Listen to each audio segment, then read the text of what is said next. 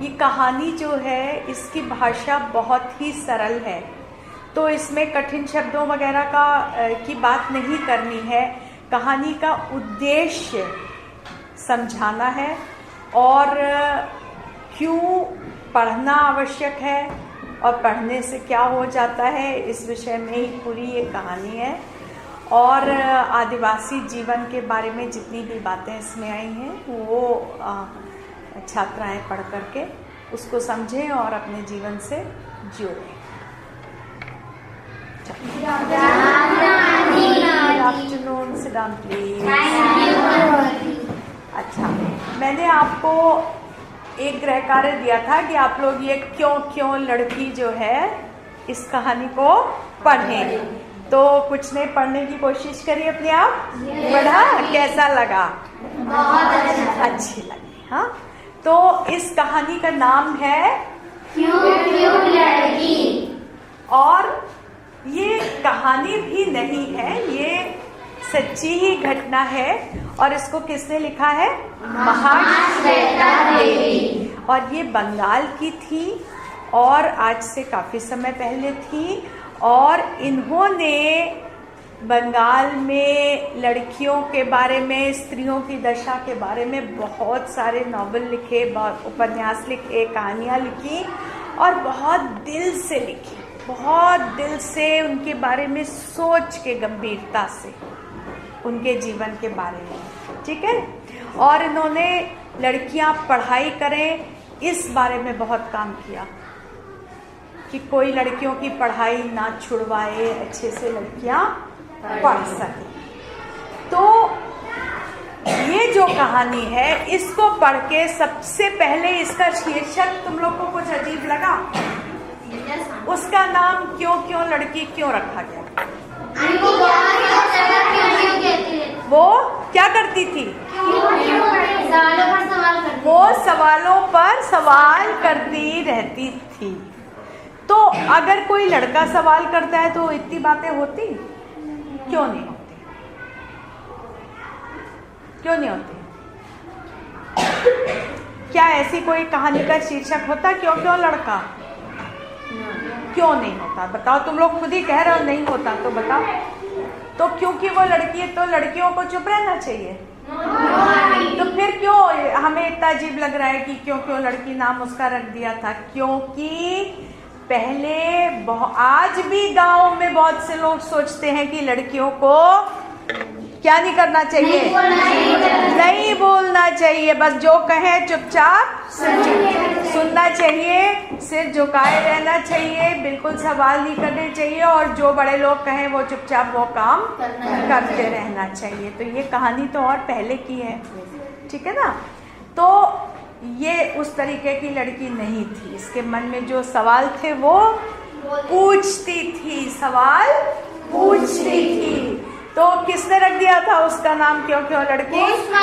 जो गांव के पोस्ट मास्टर थे उन्होंने उसको प्यार से ही रखा होगा, लेकिन उन्होंने उसका नाम रख दिया क्यों क्यों लड़की। अच्छा, अब ये है कि ये लड़की जो थी, ये सभी लड़कियों के मन में सवाल उठ सकते हैं, तुम्हारे मन में भी उठ सकते हैं, मेरे मन में भी उठ सकते हैं, लेकिन ये जो लड़की थी इसके सवाल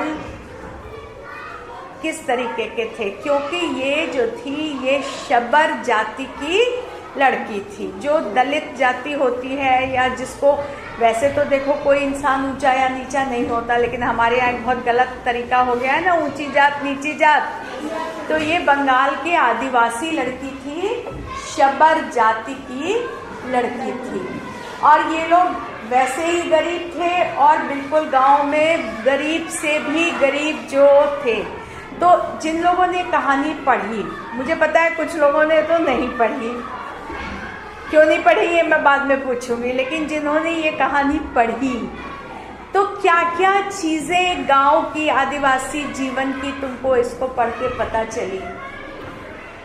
क्या क्या जीवन में उनके रोज काम होते थे? लकड़ी लाना जलाने के लिए, पानी भर के लाना, हाँ, गौशाला को साफ करना और बकरियां चराना और खेती करना, और काहे में रहते थे? झोपड़ी में रहते थे। और एक जगह ये भी था कि वो फंदा लगाना कुछ पकड़ने के लिए, चिड़िया पकड़ने का फंदा लगाना। फिर वो चिड़िया या बेचते थे या खा जाते थे पता नहीं, लेकिन चिड़िया के लिए फंदा लगाना। सांप को भी पकड़ लिया। और आदिवासी लोग चूंकि जंगल में ही रहते हैं तो उनके लिए सांप बिच्छू से वो बच्चे नहीं डरते हैं। उनके लिए जब रोज की चीज है ना तो उनका डर बंद हो जाता है। जैसे हम लोग को छिपकलियां रोज दिखती है तो हमको अच्छी नहीं लगती छिपकली, लेकिन ऐसा भी नहीं है कि छिपकली देखे और हम शहर से ही भाग जाएं। लेकिन अगर कोई ऐसे देश से आया जहाँ पर की छिपकलियां इस तरह नहीं होती तो कहेगा बाप रे कौन सा जानवर चल रहा है, हम तो इस घर में नहीं रह सकते, वो भाग जाएगा। तो हम लोग चूंकि शहर में रहने लगे हैं या पक्के मकानों में जो लोग रहते हैं वो सांप से उतना नहीं डरते। जहाँ रोज सांप दिखता है तो डर तो लगता है क्योंकि सांप जहरीला होता है, लेकिन फिर भी ये जो आदिवासी बच्चे जो रहते ही जंगल में हैं ये तो सांप को पकड़ के फेंक भी देते हैं। तो अब सबसे पहले हम ये देखते हैं कि वो किस तरह के सवाल पूछती थी, किस तरह के सवाल पूछती थी। एक तो वो सवाल, अच्छा ये जो महाश्वेता देवी जी हैं जिन्होंने ये लिखा है वो क्यों गई थी जंगल में? गांव के मतलब जंगल वाले गांव में गई क्यों थी? क्या इस कहानी को पढ़ के तुम्हें क्या समझ में आया? नहीं, कहानी लिखने थोड़ी गई थी, वहां पे क्या करने गई थी? समझने के लिए कि वहाँ लोग कैसे रहते। नहीं, 2 घंटे क्या करती थी सवेरे वो? नहीं, इसमें लिखा हुआ है देखो कि मैं 2 घंटे सवेरे, वो एक महिला समिति की सदस्य थी। समिति वाले लोग जो थे वो कैंप लगाते थे गांव में और वहां जाकर के बच्चों को पढ़ाती थी। तो वो कहती थी कि तुम स्कूल क्यों नहीं आई? मैं सुबह 9 बजे से 11 बजे तक काम ही करती रहती। नहीं, क्लास लगाती थी कि नहीं? महाश्वेता देवी जो लिख रही हैं उन्होंने पूछा उससे कि तुम आई क्यों नहीं? तो उसने कहा कि उस समय तो मैं काम करती रहती हूँ, तो मैं कैसे आती। तो देखो कुछ सवाल तो वो ऐसे पूछती थी जो प्रकृति के बारे में है, जो चारों तरफ की चीज़ों के बारे में है। हम ये चाहते हैं कि आपका आज का गृह कार्य ये होगा कि आप लोग इस कहानी को फिर से पढ़ेंगे और 1 या 2 लिखेंगे हर सवाल के आगे, जितने प्रश्न उसने पूछे हैं। 1 नंबर के प्रश्न वो होंगे जो कि उसने प्रकृति के बारे में पूछे हैं, जिसको कि कोई ऊंची जात वाला भी पूछता, जिसको कोई शहर वाला भी बच्चा पूछता, कोई बड़ी लड़की भी पूछ सकती थी, कोई भी पूछ सकता था। जैसे कि मछलियाँ क्यों नहीं बोलती, कोई तारे इतने बड़े क्यों होते हैं, ये सब चीजें पूछ सकते थे, है ना। लेकिन कुछ सवाल वो इसलिए पूछती थी क्योंकि वो देखती थी कि उसके घर में बहुत गरीबी है, उसको लोग नीची जाति का समझते हैं, और सबसे गलत बात कि वो लड़की है। तो एक तो 3 बातें हो गई, एक तो गरीब, दूसरा क्या? जोर से बोलो, दूसरी बात, और तीसरी चीज वो लड़की थी। तो मतलब उसको तो सवाल पूछने का कोई हक था ही नहीं, फिर भी वो ये सवाल पूछती थी। तो अपने गरीब और नीची जाति के होने के बारे में वो क्या सवाल पूछती थी? जैसे उसकी माँ ने कहा कि तुमने बड़े बाबू को धन्यवाद दिया, उन्होंने तुम्हें खाने के लिए चावल दिया, तो वो बिगड़ गई। उसने क्या कहा? हाँ, उसने ये कहा कि मैं काम करती हूँ, मैं उनसे भीख थोड़ी लेती हूँ, तो मैं उन्हें किस बात का धन्यवाद करूँ। भाई जैसे दुकानदार से हम गए, हमने पैसा दिया और उसने हमें सामान दे दिया, तो उसने कहा मैं उनकी गौशाला धोती हूँ और मैं झाड़ू लगाती हूँ, वो मुझे चावल देते हैं, मैं क्यों धन्यवाद करूं। या तो वो भी उसे धन्यवाद करते कि हाँ तुमने आज बहुत अच्छी गौशाला धोई, है ना। दूसरी चीज उसने ये कहा कि सिर्फ हम, मतलब उसने अपने ये कहा कि मैं मतलब वो बकरियां चराती हूँ, मैं करती हूँ, आप सुबह क्यों क्लास लगाते हैं? तो देखो बहुत सारे स्कूल, आपका स्कूल भी ऐसा ही है कि आप लोग दोपहर में आते हैं ताकि आप लोग सुबह या तो काम करें और या फिर अपनी माँ की सहायता करें। तो आप लोग अच्छे से पढ़ पा रहे हैं कि नहीं पढ़ पा रहे हैं? तो समय का फर्क पड़ता है, स्कूल के समय का फर्क पड़ता है कि नहीं पड़ता है? अगर सही समय पे स्कूल लगे तो ज़्यादा लड़कियां पढ़ सकती हैं। अगर लड़कियों के सुविधा के हिसाब से स्कूल का समय नहीं है तो कम लड़कियां पढ़ने आएंगी, है ना। फिर उसने कई सारे वो सामान करे कि वो अपना काम करती कि मैं उनका झूठा क्यों खाऊं। बड़े घर के लोगों जिनके यहाँ वो काम करती थी वो उसको झूठा और बचा खुचा खाना देते थे। तो उसने क्या प्रश्न किए कि मैं उनका बचा खुचा खाना क्यों खाऊं? तो ये प्रश्न कोई ऊंची जात वाली लड़की करती? हाँ करती? ऊंची जात वाली लड़की कोई करती ये प्रश्न? क्यों नहीं करती?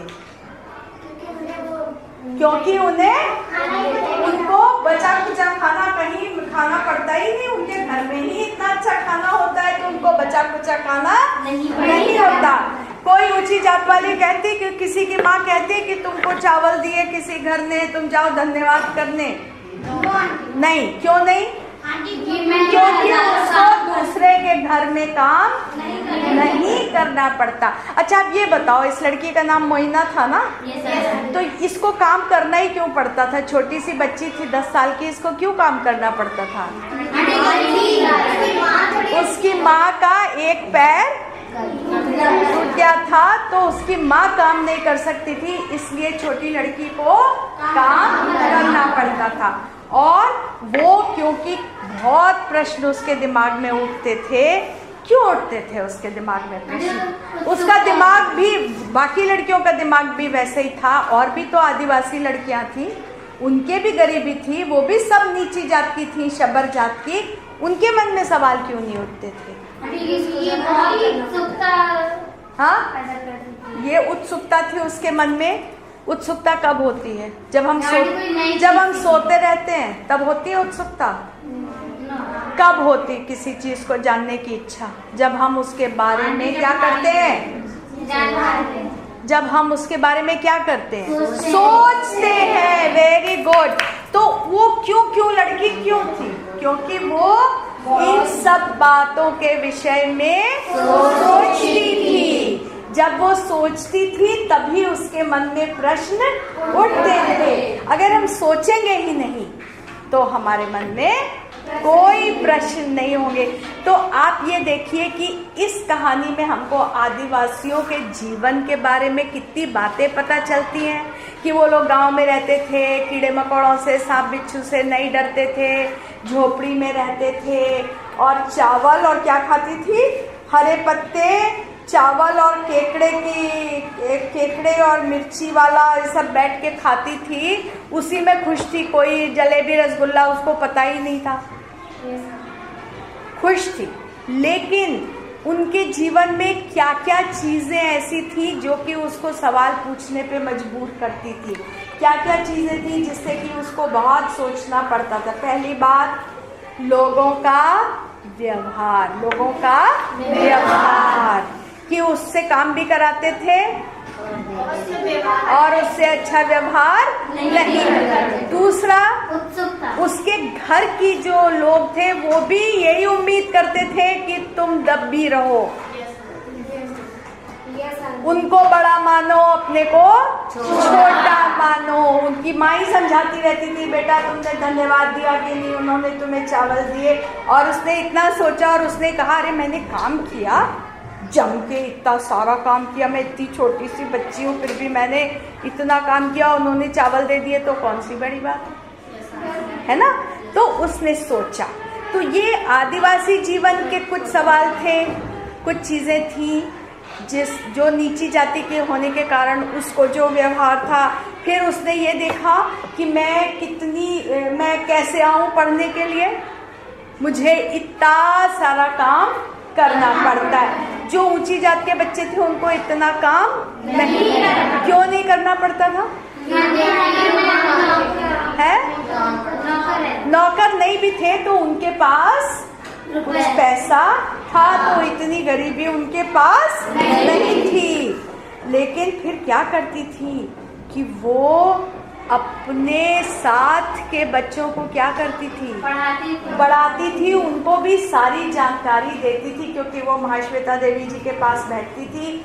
जो वो बताती थी उसको वो क्या करती थी? खूब अच्छे से सुनकर सीखती थी और बाकी बच्चों को बताती थी। फिर उसने एक सवाल महाश्वेता देवी से पूछा। क्या पूछा?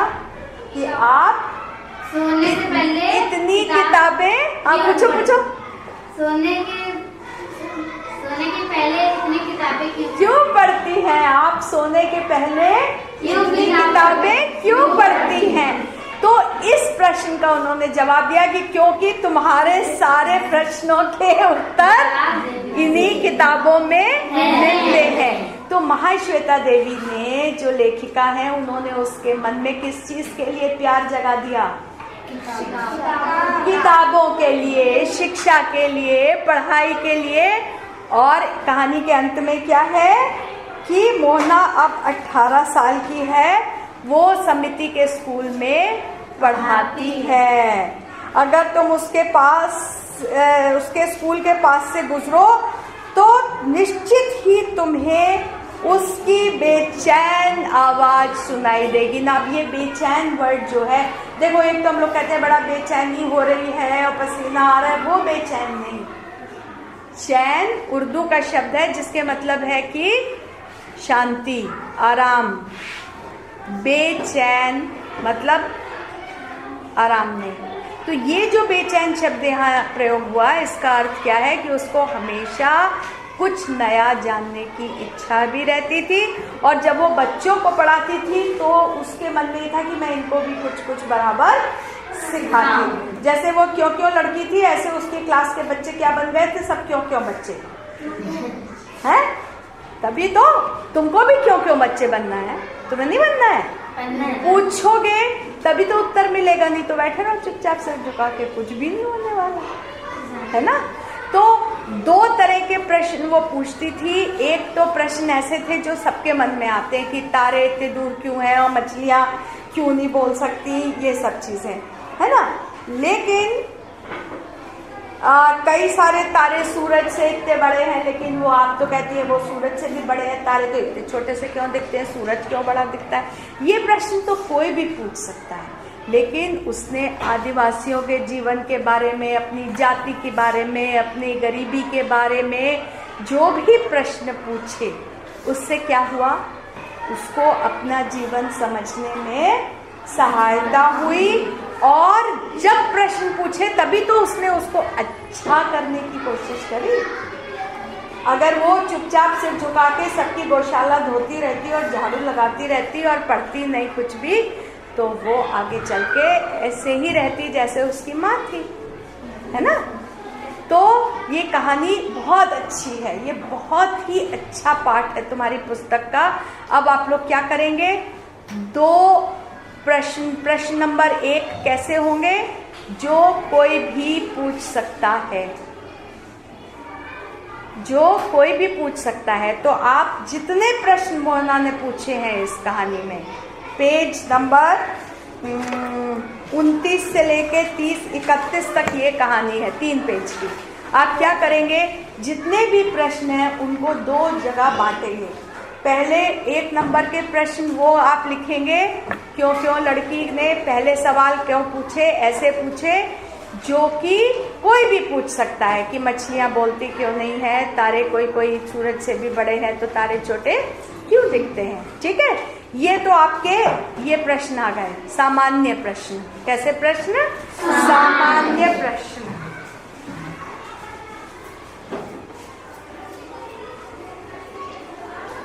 और दूसरे प्रश्न होंगे विशेष प्रश्न।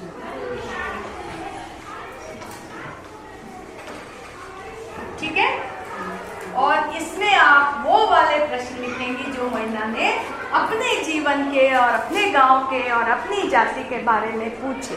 ठीक है, इसको अच्छे से करिएगा और 2 जगह के प्रश्न मुझे और बिल्कुल जो कहते हो आपको पुस्तक से उतार लेने, अपने मन से कुछ नहीं, बहुत आसान है, लेकिन ढूंढना आपको है, सोचना आपको है। जैसे मैं सिर्फ एक ये बता दूं कि मैं बाबू को क्यों धन्यवाद दूं, मैंने उनकी गौशाला धोई, तो ये प्रश्न कैसा है, सामान्य है कि विशेष है? कैसा है ये? विशेष। ठीक है, और इसमें कुछ भी चीजें ऐसी नहीं है जो कि कोई भी कठिन शब्द नहीं है, कुछ भी नहीं है, बिल्कुल समझने लायक है और बहुत ही सुंदर कहानी। ठीक है, अच्छा, वेलकम।